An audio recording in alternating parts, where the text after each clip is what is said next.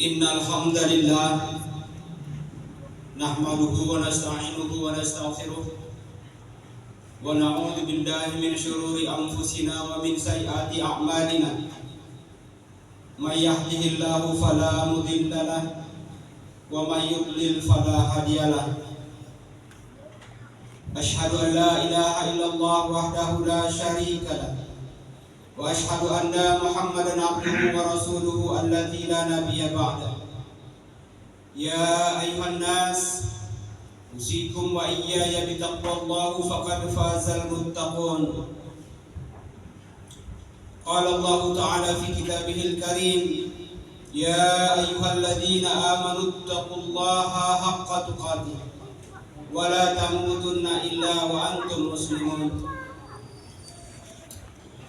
Wa qala ta'ala fi ayatin ukhra, ya ayuhan nasu taqu rabbakumul ladzi khalaqakum min nafsin wahidah wa khalaqa minha zawjaha wa batha minhuma rijalan katsiran wa nisaa'a wattaqullaha alladzi tasaaluna bihi wal arham innallaha kana 'alaikum raqiba. Ya ayyuhalladzina amanu taqullaha wa qulu qawlan sadida yuslih lakum a'malakum wa yaghfir lakum dhunubakum wa may yuti'illaha wa rasulahu faqad faza fawzan 'azima. Amma ba'du. Qala Rasulullah sallallahu alaihi wasallam, fa inna asdaqal hadis kitabullah wa khairal hadi hadi Muhammadin sallallahu alaihi wasallam wa syarrul umuri muhdatsatuha wa kullu muhdatsatin bid'ah wa kullu bid'atin dalalah wa kullu dalalatin finnar. Allahumma shalli wa sallim ala nabiyyina Muhammadin wa ala alihi wa sahbihi wa man tabi'ahum bi ihsanin ila yaumiddin. Ikhwatul iman hamba Allah sidang jamaah Jumat rahimakumullah. Pada kesempatan khutbah yang singkat ini, mari sama-sama kita perbaiki rasa syukur kita kehadiran Allah Subhanahu wa taala. Karena sampai dengan hari ini, sampai dengan detik ini, kita masih tetap diberikan nikmat iman, nikmat Islam, bahkan nikmat ihsan. Nikmat-nikmat ini adalah merupakan nikmat luar biasa tak terhingga yang seharusnya senantiasa kita syukuri. Karena di antara sekian miliar manusia yang ada di permukaan bumi ini, Allah takdirkan kita sebagai seorang muslim. Dan di antara sekian miliar pula umat Islam yang ada di seluruh penjuru dunia, kita pun ditakdirkan Allah sebagai orang-orang yang masih diberikan iman, sehingga hari ini kita dipermudah untuk bisa menjalankan ibadah Jumat, melangkahkan kaki ke masjid yang mulia ini untuk sama-sama senantiasa melaksanakan ibadah Jumat sebagaimana yang kita lakukan hari ini. Bersyukur pula kita kehadiran Allah Subhanahu wa taala, karena kita juga diberikan kemudahan untuk bisa merasakan kehadiran Allah Subhanahu wa taala dalam setiap gerak langkah aktivitas kehidupan kita, dalam setiap ibadah-ibadah yang kita lakukan. Kita merasakan bahwa Allah senantiasa tatap kita, Allah senantiasa perhatikan kita, sehingga tidak ada di sudut gelap manapun kita berbuat dan beraktivitas yang luput dari perhatian dan penglihatan Allah Subhanahu wa taala. Inilah yang disebut dengan al-ihsan. Antaqbudallaha ka'annaka tarak. Apabila engkau beribadah, maka engkau seolah-olah melihat Allah. Fa illam takun tarahu fa innahu yarak. Dan apabila engkau merasa tidak mampu untuk menatap Allah, maka yakin dan percayalah bahwa Allah Subhanahu wa taala pasti melihat kita. Hadirin sidang jamaah Jumat rahimakumullah, selawat dan salam mari senantiasa kita curahkan kepada Rasulullah junjungan kita Nabi Muhammad sallallahu alaihi wasallam. Mudah-mudahan Dan kita memperbanyak salawat dan salam kepada beliau. InsyaAllah kita semua yang berhadir di masjid yang mulia ini tergolong ke dalam orang-orang yang kelak akan mendapatkan syafaat darinya. Amin ya rabbal alamin. Hadirin sidang jamaah Jumat rahimakumullah. Sembari dengan semua itu, khatib juga menghimbau kita semua yang berhadir pada hari ini, mari senantiasa kita tingkatkan iman dan takwa kita kepada Allah Subhanahu wa taala. Karena memang sejatinya hanya dengan iman dan takwa itu sajalah yang bisa kita jadikan sebagai bekal terbaik kita di dalam menjalani kehidupan di dunia ini, dan bekal terbaik yang harus kita bawa di saat kita harus kembali ke hadapan Allah Subhanahu wa taala. Fatazawwadu fa inna khairaz zadi taqwa. Maka berbekalah kalian, kata Allah, dan sebaik-baik bekal itu adalah ketakwaan. Di dalam Al-Qur'an Allah Subhanahu wa taala telah banyak menyampaikan kepada kita tentang bagaimana keutamaan orang-orang yang takwa itu. Di dalam kehidupan dunia, Allah Subhanahu wa taala jamin bahwa kita akan diberikan solusi dari setiap permasalahan hidup kita, dan akan diberikan rezeki dari jalan yang tidak kita sangka-sangka. Apakah cukup hanya sampai di situ? Ternyata tidak.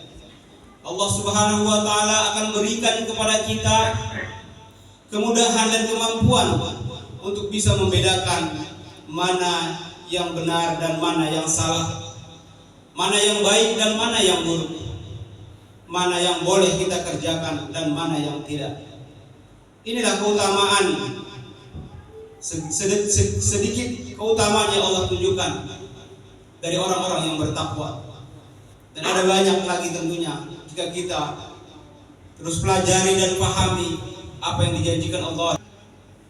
Kita melihat ada pelaku maksiat yang masuk ke dalam neraka, maka kita akan mengatakan wajar-wajar saja. Jika nanti di akhirat kita lihat ada penjudi, koruptor, pezina, orang-orang yang terbiasa melakukan perbuatan-perbuatan maksiat, dimasukkan Allah Subhanahu wa taala ke dalam neraka, maka pasti kita akan mengatakan wajar-wajar saja.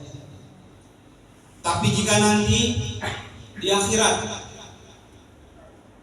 kita akan terheran-heran, hadirin, manakala kita melihat ada orang-orang yang baik kita lihat dalam kehidupan dunia. Kita lihat dia sering sholat tahajud, mendirikan qiyamul lail, dia senang tilawah Quran, dia sering mengikuti kajian-kajian. Dia juga kita sering lihat untuk berinfak dan bersedekah di mana-mana. Tapi ternyata ia masuk ke dalam nerakanya Allah Subhanahu wa taala. Hadirin sidang jamaah Jumat rahimakumullah, apa gerangan yang terjadi pada orang ini sehingga kebaikan-kebaikan yang ia lakukan ternyata tidak bisa menghantarkannya untuk meraih ridha Allah Subhanahu wa taala? Apa yang terjadi dengan orang ini sehingga kebaikan-kebaikan yang ia telah perbuat seakan-akan sia-sia di hadapan Allah Subhanahu wa taala? Hadirin sidang jamaah Jumat rahimakumullah, oleh karena itu pada kesempatan khutbah singkat ini, khatib akan sampaikan beberapa hal yang menyebabkan seseorang itu terhalang untuk masuk ke dalam surganya Allah Subhanahu wa taala. Yang pertama yang menyebabkan seseorang itu terhalang untuk masuk ke dalam surganya Allah Subhanahu wa taala adalah at-takabbur. Memiliki kepribadian yang sombong. Rasulullah sallallahu alaihi wasallam telah ingatkan kepada kita, la yadkhulul jannah man kana fi qalbihi mithqalu dzarratin min kibrin. Tidak akan masuk surga, kata Allah. Kata Nabi, tidak akan masuk surga, kata Nabi, siapa saja yang di dalam kalbunya, di dalam dirinya ada sifat sombong walaupun sebesar zarah sekalipun, walaupun sebesar atom sekalipun. Kemudian salah seorang sahabat bertanya kepada Rasulullah SAW, "Ya Rasulullah, sesungguhnya di antara kami ada orang yang senang berpakaian baik, berpakaian bagus dan indah, bahkan sendalnya pun indah. Apakah ini masuk kategori yang sombong?" Maka Rasulullah SAW bersabda, "Innallaha jamilun yuhibbul jamal." Sesungguhnya Allah itu maha indah dan sangat menyukai keindahan. Al-kibru batarul haqq wa ghamtun nas. Sombong itu, kata Nabi, ketika seseorang menolak kebenaran yang disampaikan kepadanya dan meremehkan orang lain. Hadirin sidang jamaah Jumat rahimakumullah, menolak kebenaran adalah merupakan salah satu ciri orang yang sombong. Mari kita introspeksi diri kita. Manakala kita pernah menolak kebenaran yang disampaikan kepada kita hanya lantaran kita menganggap orang yang menyampaikan itu strata sosialnya lebih rendah dari kita. Pernahkah kita lakukan itu? Atau mungkin karena kita merasa diri kita lebih berilmu, maka kemudian kebenaran yang disampaikan oleh orang-orang yang kita anggap tidak berilmu, kita tolak sama sekali. Jika ini terjadi, hadirin yang dimuliakan Allah Subhanahu wa taala, maka sadarilah bahwa di dalam kalbu kita saat itu sedang bersemayam, sedang tumbuh bibit-bibit kesombongan yang harus segera kita pangkas dan tebas. Ciri kedua, orang yang sombong adalah orang yang senang meremehkan orang lain. Silakan membuat rumah yang bagus agar kita hidup tenang dan nyaman di dalamnya. Tapi jangan pernah kita meremehkan saudara-saudara kita yang mungkin masih mengontrak di sekitar kita. Silakan memiliki kendaraan yang bagus, tapi jangan pernah meremehkan saudara-saudara kita yang mungkin masih bersepeda, berjalan kemana-mana. Silakan tuntut ilmu sedalam-dalamnya, kejar prestasi setinggi-tingginya, pahami agama sefaham-fahamnya, tapi jangan pernah remehkan orang-orang yang jarang mengikuti kajian. Bisa jadi ia jarang mengikuti kajian disebabkan karena kesibukannya untuk menafkahi keluarganya, sehingga membuat ia harus bekerja keras mencari nafkah tersebut. Jangan pernah remehkan mereka. Hadirin yang dimuliakan oleh Allah Subhanahu wa taala, bukankah iblis laknatullah alaih diusir oleh Allah Subhanahu wa taala dari surga? Salah satu sebabnya adalah karena ia merasa lebih dari Nabi Adam alaihissalam.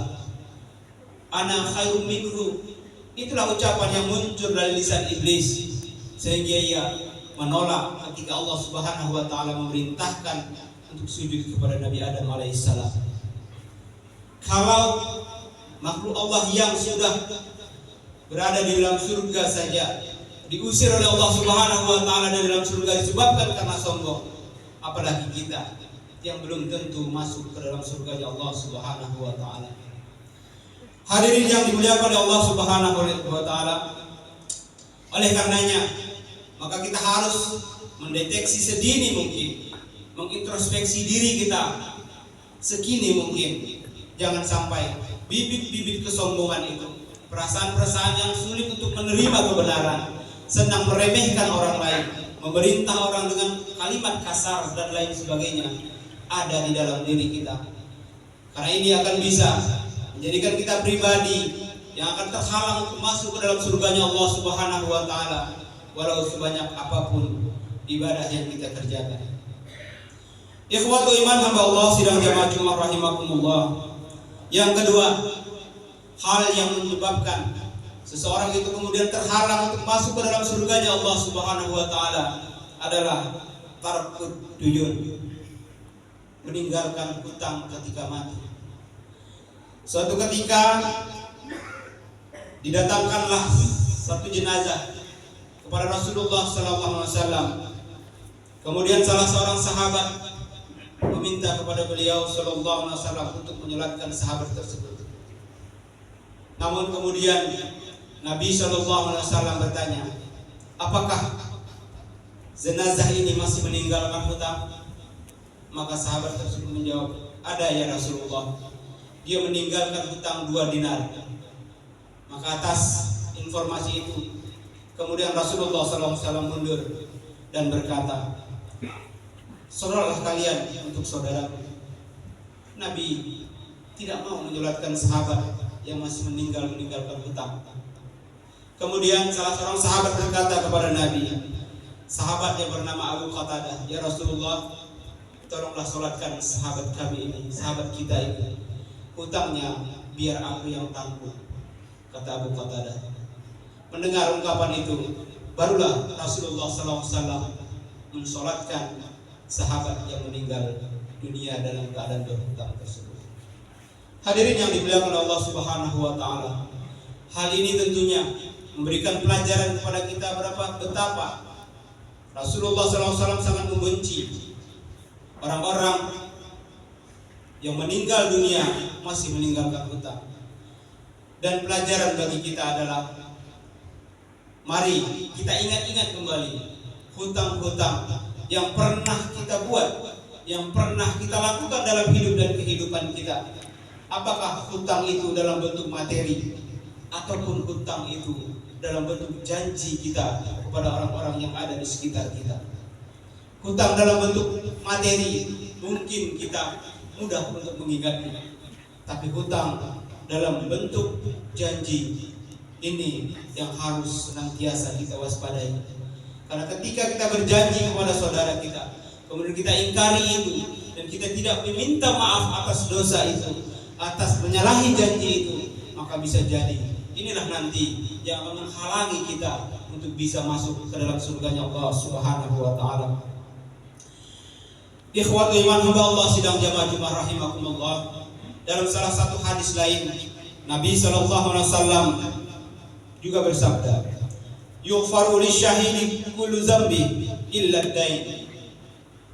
Diampuni semua dosa-dosa orang yang mati syahid, kata Nabi, kecuali hutangnya.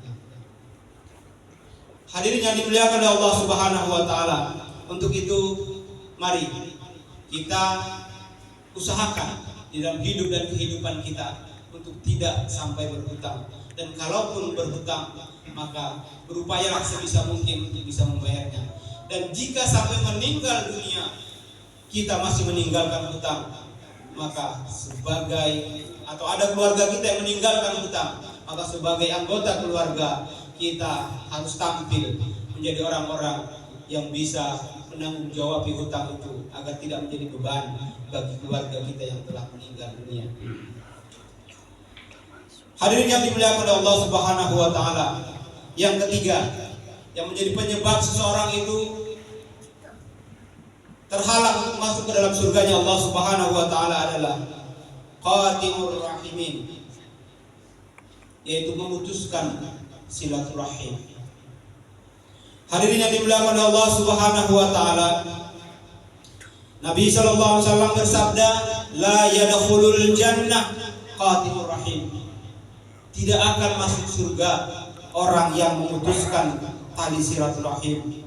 Hadis riwayat muttafaqun alaihi. Sebagai manusia kita adalah zon politika. Kita perlu orang lain. Kita tidak bisa hidup sendiri. Oleh karenanya, maka kita harus senantiasa memperbaiki hubungan kita dengan sesama manusia. Jangan sampai karena permasalahan sepele kemudian kita menjadi orang-orang yang saling bermusuhan satu sama lain, saling membenci satu sama lain, dan akhirnya akan saling iri dan saling mendengki. Dan semua ini adalah merupakan perilaku yang harus kita hindari. Karena memang sejatinya permusuhan yang terjadi di antara sesama kita akan menyebabkan kita melakukan hal-hal lain yang bisa menyakiti saudara-saudara kita. Sejatinya setiap mukmin itu melembutkan hatinya untuk selalu memaafkan saudaranya. Karena salah satu ciri orang yang beriman itu adalah mereka yang mudah untuk untuk memaafkan kesalahan saudaranya. Manakala ada kesalahan-kesalahan yang terjadi di antara kita, maka berusahalah untuk selesaikan itu secepat mungkin. Apalagi hari ini adalah hari di mana kita berada di penghujung Sya'ban, di mana kita akan memasuki bulan yang penuh dengan berkah, sehingga semua amalan kita akan bisa diterima oleh Allah Subhanahu wa taala. Hadirin yang dimuliakan oleh Allah Subhanahu wa taala, orang-orang di sekitar kita adalah orang-orang yang akan memperhatikan keluarga kita manakala kita sudah tidak ada lagi nanti.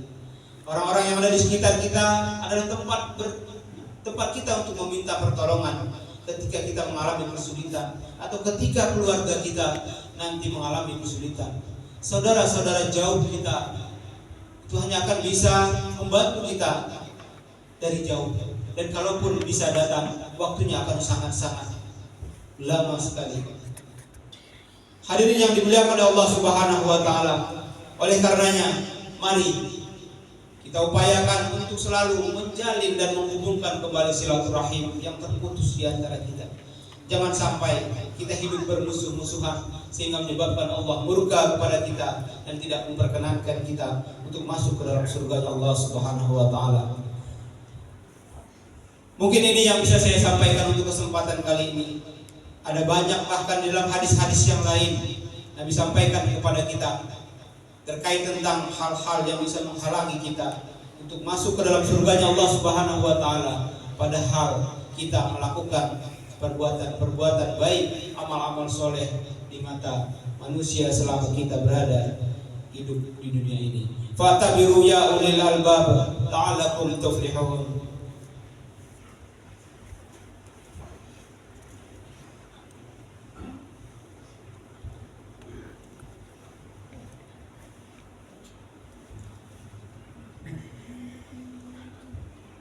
Alhamdulillah alladzi hadana li hadza wa ma kunna linahtadiya laula an hadana Allah. Asyhadu an la ilaha illallah wahdahu la syarika lah wa asyhadu anna Muhammadan abduhu wa rasuluhu alladzi la nabiyya ba'dahu. Ya ayuhan nas, usikum wa iyaya bi taqwallah faqad fazal muttaqun. Ikhwatu iman hamba Allah sidang jamaah Jumat rahimakumullah. Insyaallah dalam hitungan hari, kurang lebih 8 hari ke depan, kita akan memasuki bulan suci Ramadan. Bulan yang penuh dengan ampunan, bulan yang penuh dengan keberkahan, bulan di mana Allah Subhanahu wa taala membukakan pintu ampunan kepada kita, membukakan pintu surga bagi siapa yang menghendakinya dan menginginkannya. Walaupun hari berjalan mungkin hanya tinggal 8 hari lagi, tapi tidak satu pun di antara kita hari ini yang bisa memastikan bahwa kita pasti akan memasuki bulan Ramadan itu. Tidak satu pun di antara kita yang memegang kartu garansi bahwa kita pasti hidup sampai besok, apalagi sampai di Ramadan yang akan datang. Oleh karenanya, mari kita berdoa kepada Allah Subhanahu wa taala agar senantiasa diberikan kemudahan dan pertolongan untuk disampaikan usia kita hingga ke Ramadan yang akan datang. Hadirin yang dimuliakan Allah Subhanahu wa taala, sebagai seorang mukmin yang bergembira dengan datangnya bulan Ramadan, maka sejatinya seharusnya di bulan Sya'ban ini kita sudah melakukan pemanasan dengan memperbanyak berpuasa kepada Allah Subhanahu wa taala. Berpuasa untuk tidak makan dan minum. Berpuasa lebih untuk melatih fisik kita agar terbiasa untuk mengendalikan hawa nafsu biologis, hawa nafsu makan dan lain sebagainya. Kita lakukan pemanasan untuk akal kita dengan cara mengisi pikiran kita dengan ilmu yang bermanfaat untuk ibadah kita nanti di bulan Ramadan. Mari kita lakukan pemanasan dengan menyiapkan kalbu kita, kalbu untuk agar siap melakukan ibadah Ramadan dengan ikhlas dan tulus. semata-mata karena Allah Subhanahu wa taala. Mari kita siapkan kalbu kita, ruhani kita dari hal-hal yang bisa merusak nilai-nilai ibadah Ramadan kita nantinya. Mari kita bersihkan kalbu kita. Mari kita sucikan diri kita dari hal-hal yang nanti akan membuat kita terbiasa melakukan kemaksiatan atau melakukan dosa-dosa kalbu di saat kita melakukan ibadah di bulan Ramadan. Mudah-mudahan sisa waktu bulan Sya'ban ini bisa kita jadikan sebagai waktu-waktu untuk melakukan riyadhah, untuk melakukan latihan-latihan pemanasan demi untuk menyambut bulan Ramadan, sehingga nanti kita bisa beribadah dengan lebih baik lagi, dengan lebih ikhlas lagi, dan menjadikan Ramadan ini sebagai salah satu Ramadan terbaik di sepanjang hidup kita. Mudah-mudahan kita dan keluarga kita serta orang-orang yang kita sayangi diberikan kesempatan oleh Allah Subhanahu wa taala untuk tetap hidup dan melaksanakan ibadah hingga Ramadan nantinya. Innallaha wa malaikatahu yusalluna 'alan nabi ya ayyuhalladzina amanu sallu 'alaihi wa sallimu taslima. Allahumma salli ala Muhammad wa ala ali Muhammad kama sallaita ala Ibrahim wa ala ali Ibrahim innaka Hamidum Majid. Allahumma ighfir lil muslimina wal muslimat wal mu'minina wal mu'minat al ahya'i minhum wal amwat wa ya qadiyal hajat ya rabbal alamin. Allahumma ahyina bil iman wa amitna bil iman wahsyurna bil iman wa adkhilna al jannata ma'al iman. Allahumma afina min kulli bala'i dunya wa adzabil akhirah wa syarri dunya wa syarril akhirah. Ghafarallahu lana wa lahum bi rahmatika ya arhamar rahimin. Allahumma inna nas'aluka salamat ya Allah, salamatan fi dinina wad dunya wal akhirah, wal afiyatan fi jasadina wa ziyadatan fi amrina wa barakatan fi rizqina wa taubatan qabla al-maut wa rahmatan inda al-maut wa maghfiratan ba'da al-maut. Allahumma hawin alaina fi sakaratil maut wa najata minan nar wal afwa inda al-hisab.